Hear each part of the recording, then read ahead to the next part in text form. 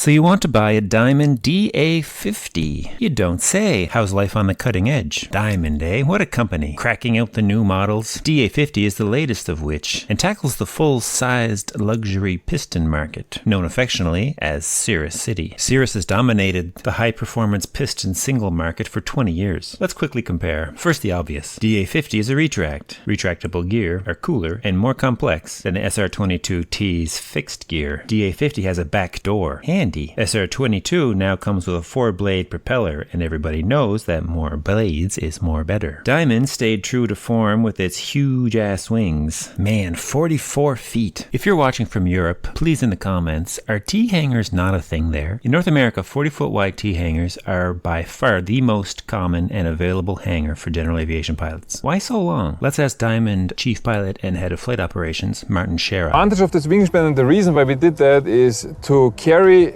a lot of useful load also in high altitudes and giving you good cruise performance in these altitudes, while still having great stall characteristics and low stall speeds as a safety measure. Now, I'm not foolish enough to debate engineering with somebody with that accent, but the SR22T surface ceiling is 25,000 feet, and the DA50 is just 20,000. Imagine clipping along in your unpressurized piston single at 20,000 feet and saying, "This isn't high enough." Ceiling is unlikely to be an issue. In landing configuration, the DA50 stall speed is just 2 knots lower than the SR22T. Useful load is the same depending on which options you get. For reference, the Cirrus's wingspan is almost 6 feet shorter than the DA50. Otherwise, performance numbers are fairly similar. Cirrus has a better range, and Diamond not only burns less fuel, it burns jet fuel, which is my favorite Diamondism. That jet fuel burning engine does have a gearbox and is liquid cooled, so again, a little more complex than ye old trusty TSIO 550. Also, Cirrus has a parachute. Isn't this a cost to own video? Fine. DA50s are expensive. These are brand new and taking orders. It'll be a while before a second-hand market opens. Since there's practically no real-world data from private owners available yet, we'll need to do our best with these assumptions. The Continental CD300 turbo engine is so new that I doubt there have been many regular market-priced overhauls done, if any. Based on the cost to overhaul the smaller CD engines, I think that $65,000 is an okay guess. TBO was recently increased to 2,000 hours. A DA50 is in some ways 2/3 of a DA62, and maintenance is probably to 3/4. It's nearly all the same maintenance minus one engine. On planes as large and fancy as this, the engine doesn't make up such a large percentage of the maintenance budget as it would on older, simpler planes. An old, simple, single-engine airplane is basically an engine plus an aluminum box. The engine maintenance is just the tip of the DA50 maintenance iceberg. In my opinion, the DA50 and the SR22 debate boils down to this, assuming you can afford either. If you have access to a hangar that will fit the DA50, it's the winner, and for the sole reason that it burns jet fuel. The wide availability and low cost of jet fuel is a massive bonus, and despite recent developments in alternatives, the future of avgas is still anything but certain. On the other hand, if you're like most of us in North America and the best you can buy, borrow, or steal is a 40-foot T-hanger, then the SR22T is about the best airplane you can stuff in it. Also, some pilots and most passengers like a parachute too. That's the Diamond DA50 RG.